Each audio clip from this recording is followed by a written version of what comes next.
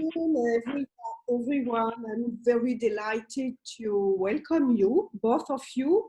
Anuj Bahri as literary agent, publisher, and bookseller based in New Delhi.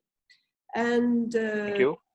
Jérôme Bouchaud, who runs the Pierre Astier Literary Agency in Malaysia.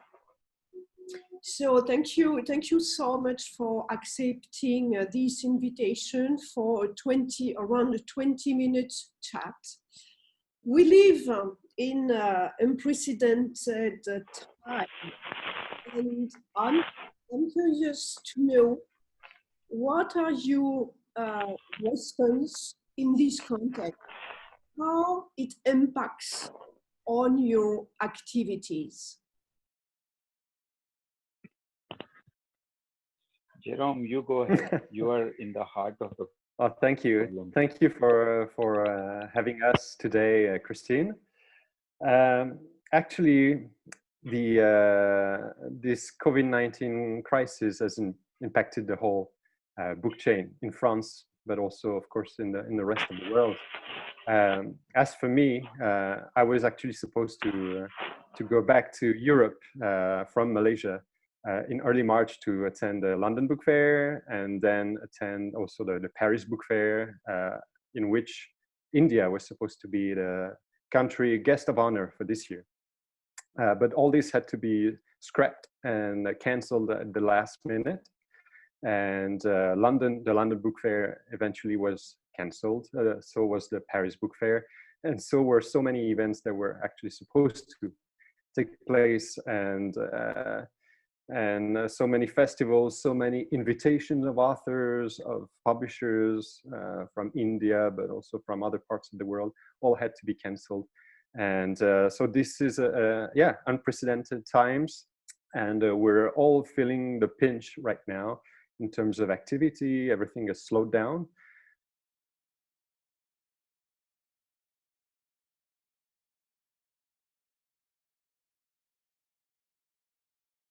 But it also gives us read. Also, it gives us a lot of time to read, and we hope that eventually we can come out of this a little bit wiser and a little bit stronger.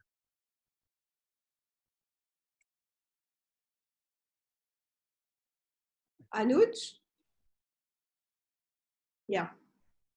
There he is. He's back. Yes, Anuj. Yeah, back. I can't see her now. Yes, I can see both of you. Can you hear me now? Yes. Yes, we can. Go ahead. Okay. Sorry, Jerome, you were saying that you were supposed to be at the Paris Book Fair. That's correct. That's correct. We should have met in Paris, and Anuj.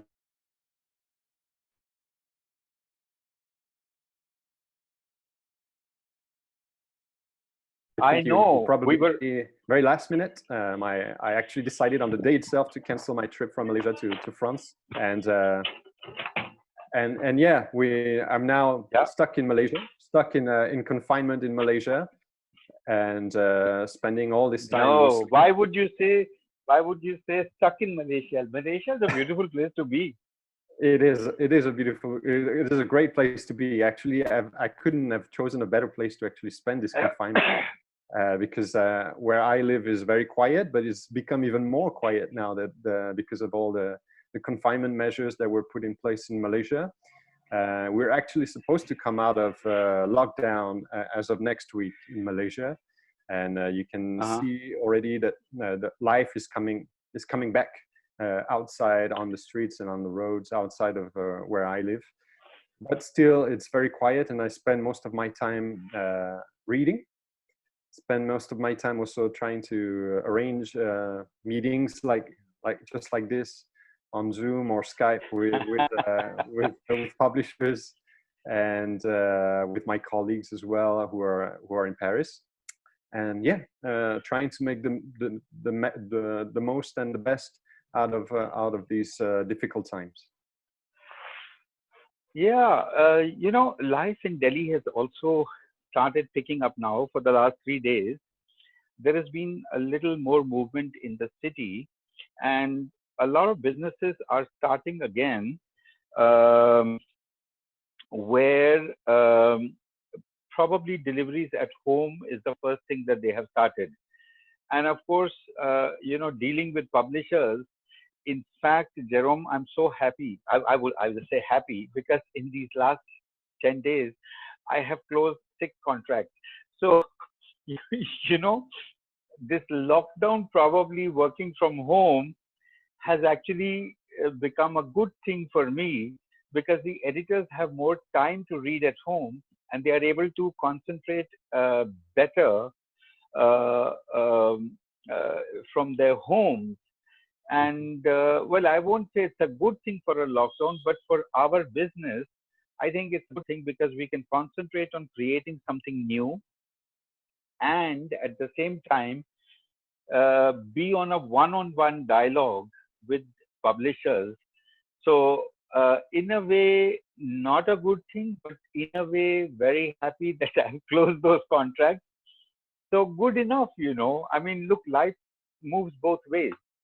And it is Yes. understood that as long as the cities will start opening, there will be more cases coming up because people will interact with each other.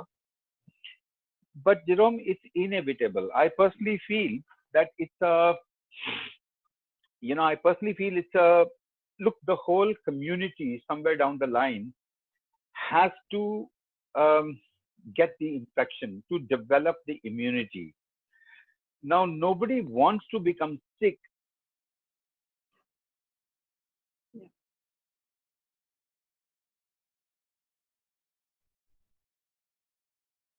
but with a problem like this, at least 3, 4 years now, I mean, it's not gone. It's not gone and it's not going away soon. So I think we have to learn to live with it.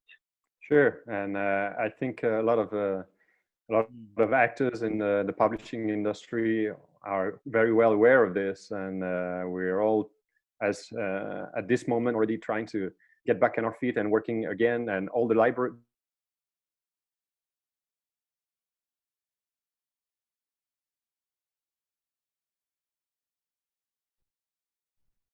the bookstores in France are actually opening up and start working, even though it's been a strange times over the past few weeks. I'm very happy that you managed to close some deals recently. We have actually noticed I'm as very well that, happy. yeah, I'm happy for you. And but yeah, we've noticed as well that it gave, of course, the editors a lot more time to read. It gave also a lot of new opportunities for producers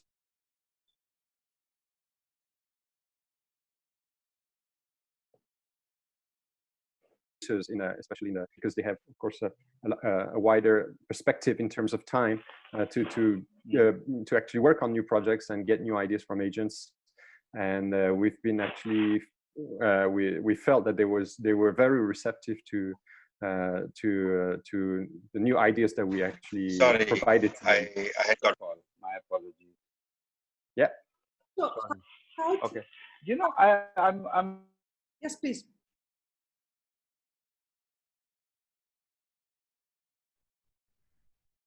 very happy you said something about who has just come up with this wonderful new idea.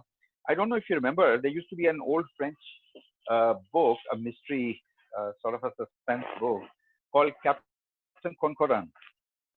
Yes. Captain, sorry. Yeah. Concoran. Oh yes, sure. Yes, of course.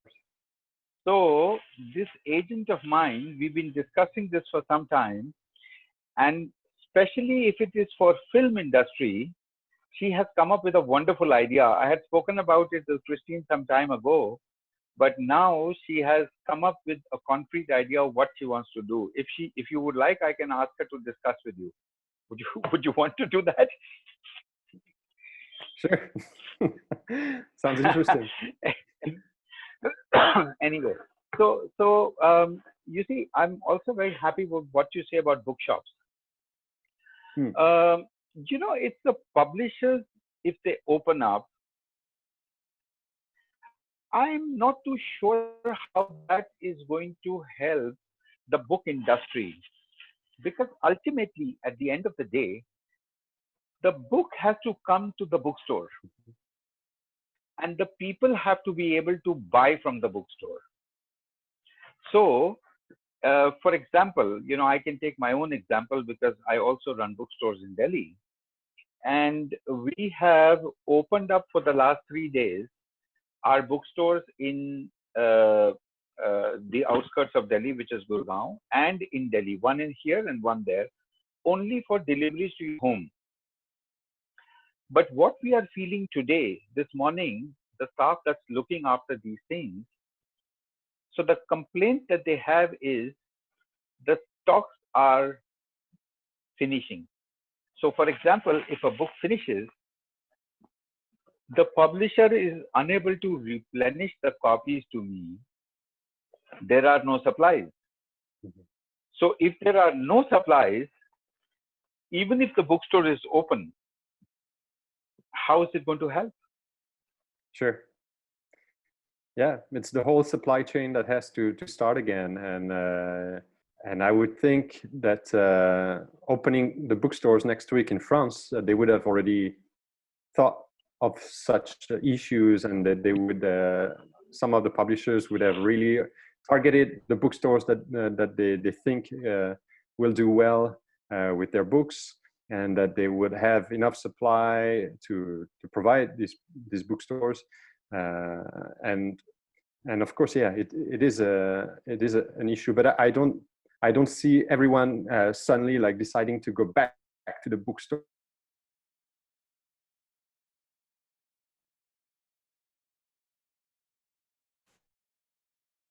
Stores and rushing to bookstores. Yeah, Yes. yeah, that is the general feeling. Yeah. I was talking to one of the main suppliers in India, who is the distributor for Penguin, Random House, HarperCollins, Hachette, and all these other big publishers.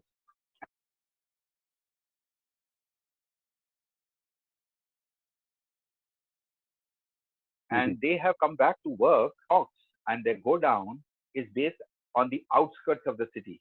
So in Noida, which is the suburb. And the border between Delhi and Noida is shut.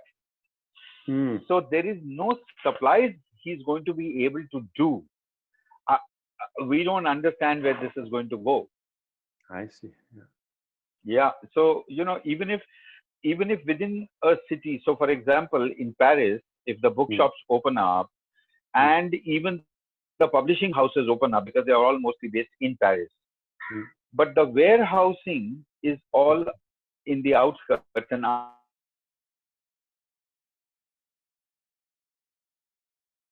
outside the city limits of the main. That's to the same problem of logistics and how we are going to actually be able to bring the supplies possible. That's a big challenge, actually. That's a big challenge. Yes, I would think that there's bound. Yeah. Please.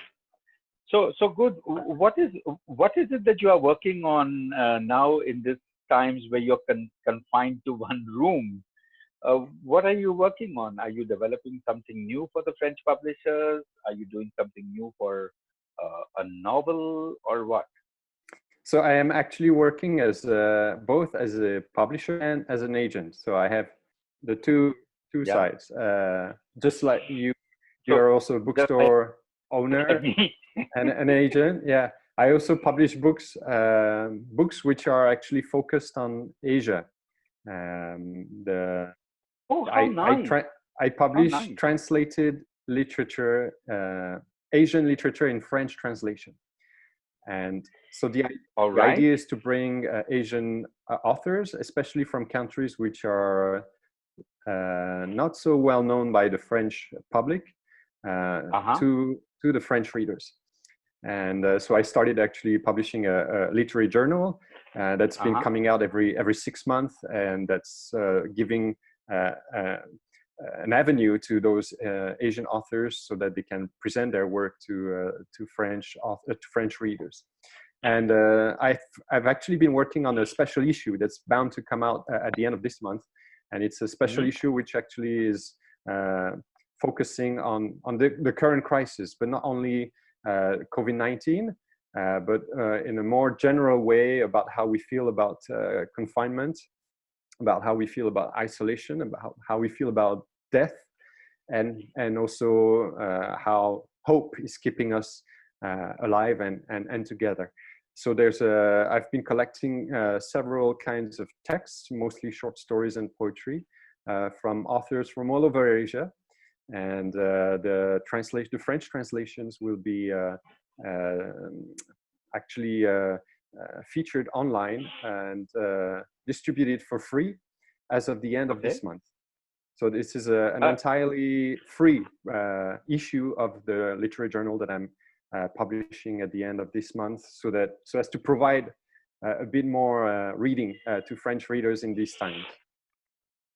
I wish I knew about this this special issue because one of our authors, who is a public speaker and likes to talk about spirituality and crisis situations. So what he does is takes the philosophical work from a lot of people and gives an interpretation of their life and their work into how to survive spiritually in a crisis situation. And it's absolutely brilliant book that he has just done.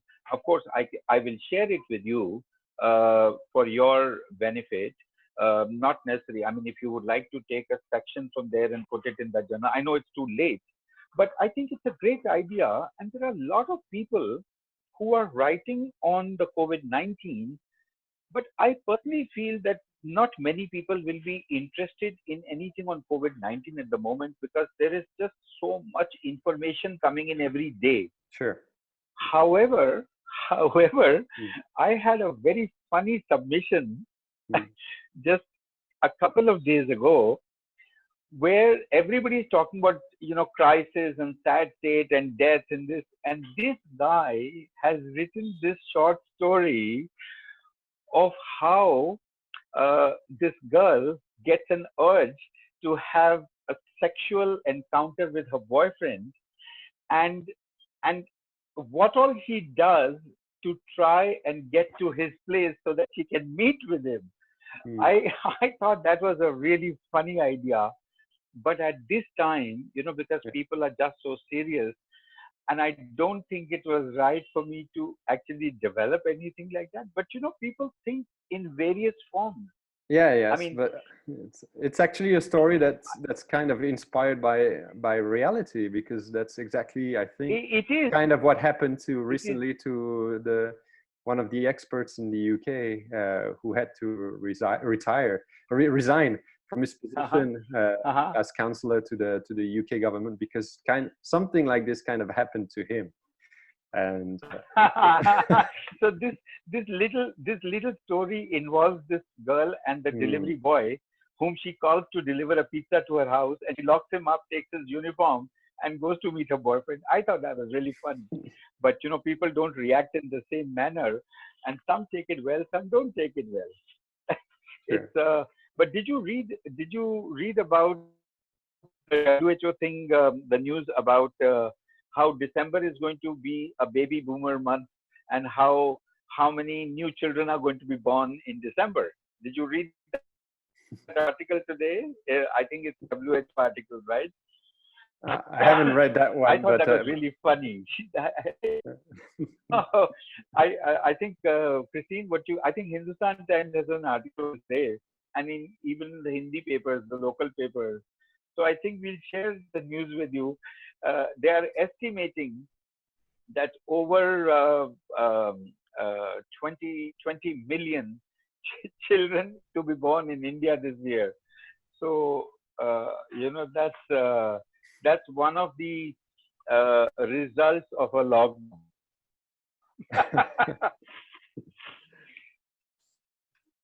I'm very pleased to. So tell me, what else is going on? How? Yes. No, please. Yes. Sorry, Christine. What? No. Go ahead, Jérôme. I didn't hear that, Christine. No, Okay, sorry, Jerome, go ahead. Sorry, I'm very listening to you, both of you, because you are very positive, very optimism, and you mention a lot of benefits of the lockdown. So I was wondering how to keep the benefit of this time for reading, time for cooking, time for thinking, time for translating. So do you think that after the lockdown, do you think that there is some change or some readjustment of your activities in the order to keep and to preserve time for reading, for a closer relationship between agent and publisher and author? What do you think? Well, Jerome. as for me, I would think that there are going to be some changes that will follow suit after what's going to happen, after what's been happening over the past few weeks. Relationships we'll be having with editors, and the kinds of meetings and the kinds of regular online meetups that we will have. I've never had as many as currently, and I think this is a habit that I will keep. Recently, there was an announcement made by the Frankfurt Book Fair that the book fair will be maintained in October, but that many things will be put in place so that we can actually so that we are spread out enough and we don't have too many interactions with each other, so as to be as careful as possible. And so I don't think I think there's probably a lot of people that will not come to the book fair this year, to the Frankfurt Book Fair this year, and so we have to maintain this kind of habit, like the online meetups, and try to multiply this kind of meetups so that nobody is left aside. I'm pretty sure that a lot of countries which usually go to Frankfurt but find it very hard to go to Frankfurt because it's expensive, because of this and that, it's far and all, this year will definitely decide not to go. And these publishers, these editors, we have to keep close contact with them. We have to be there for them, and we have to provide them with our list of authors and our new titles, just like the others. So that's something we'll definitely be paying attention to this year. And also, I'll just have one last thing to say. Yes. Yes. The same thing with the smaller publishers in France.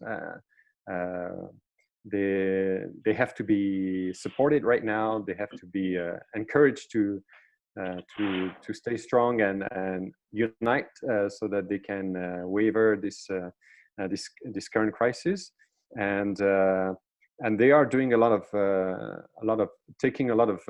making a lot of strong decisions right now, so as to actually unite in some sort of like consortium and some sort of trade union to actually be able to make up for the losses that they're facing right now, and also to act as a stronger force, so as to be better able to negotiate with the French state and also with other bigger publishing groups in France, and it's important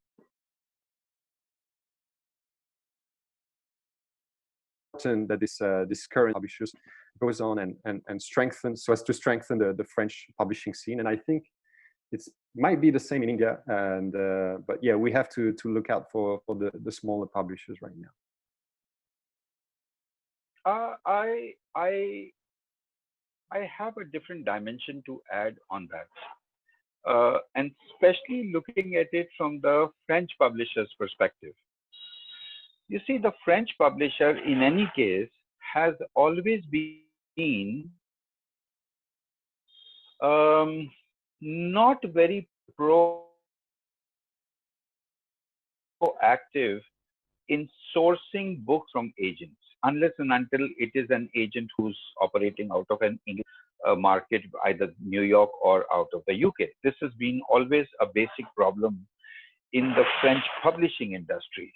Now, where you say that Frankfurt is going to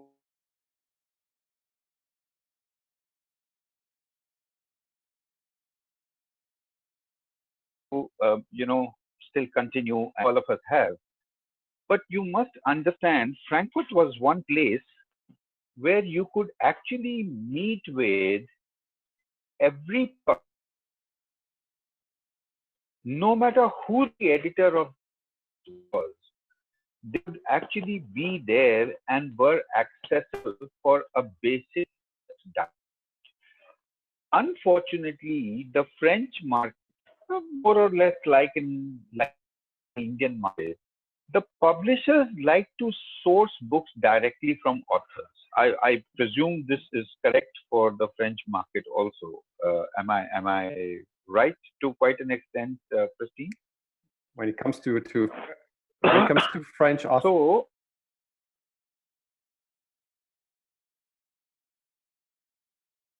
yes. So most publishers like to connect directly with publishers, with authors. In such a scenario where you say that it is easier now, or it is getting better, where you are in conversation with most of the editors on telephone or on Skype or on Zoom or WhatsApp or whatever it is, and you have it's good for us. I'm not too sure how for publishers or how for agencies around the world it will be easier to work out of their own market. So, for example, I'm an Indian agent or an agent based out of India. Even though I work in different markets, how will I connect for the first time on the Skype or on Zoom with a French editor where I have never met the editor? I don't know who he or she is. So I only ask for a meeting. Now, I feel it will be harder for agents to work in other territories, more harder than it was before. This is how I feel about it. I may be wrong. No, I think you're totally right, and it's always easier to connect with people when you're actually meeting them physically and be able to talk to them face to face for real, so that people will remember you, and you will be also able to share stories with them and interact more easily with them, so that they will remember you, you will remember them, and that's how the connection works. It's true. Correct. It's true. Yeah. So within the market, I think it's a good idea that, because I'm based in India, so we have about 14 publishers, 15 publishers in India that are prime publishers, and I am in touch with most of the editors because I know them personally, and because I know them, so I can pick up the phone and speak to them or come on Skype and have a meeting with them.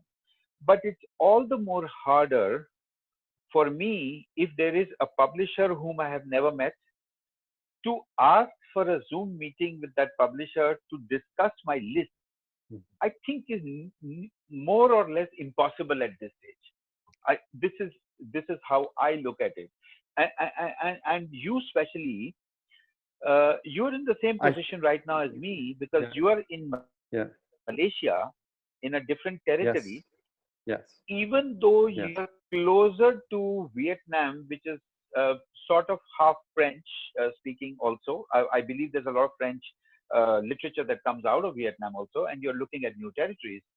But I think it will be very hard for you from overseas to try and convince the newer publishers to actually look at something that you have got or developed, which is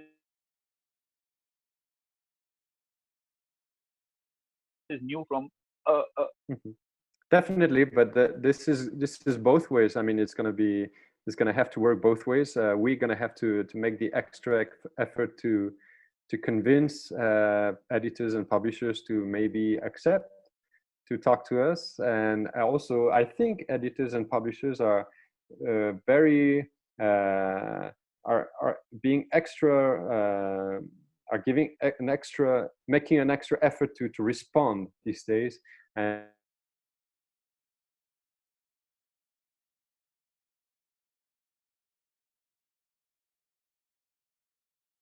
And to actually so far. And as for you not being able to really approach new publishers or editors, I think you're being very humble and because I'm pretty sure you know everyone already and that everybody knows you, so you could probably no. Look, okay, so Jérôme,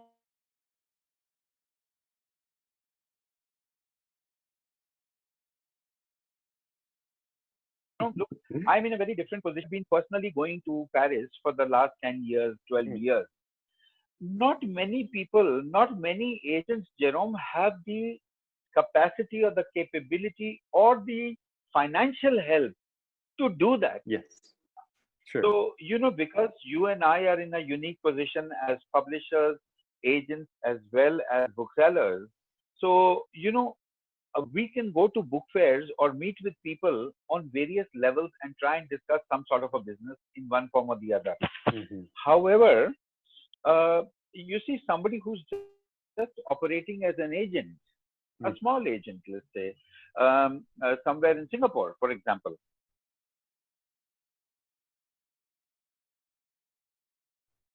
Or let's say Thailand. To be able to do that, because first of all, he has to hunt the information, try and get the editor's direct number so that he can come on a Zoom call or a WhatsApp call. I think people from outside the territory will be a little more difficult. So that is why the book fairs used to be really good. One would be very happy with that. But, I think now we have to get used to the new norm as to start working from remote. That is probably the only way to survive now. Yeah, absolutely.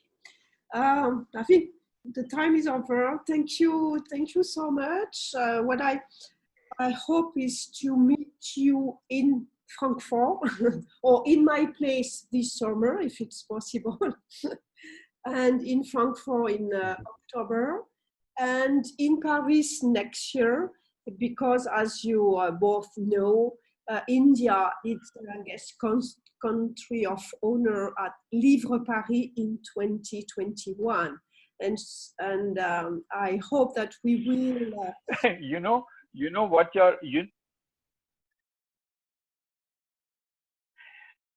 Sorry, can I just put in one word? Your team is going to say that because we got India as the guest of honor, that is why everything's gone bad. Maybe next year is not a good idea to have India as the guest of honor.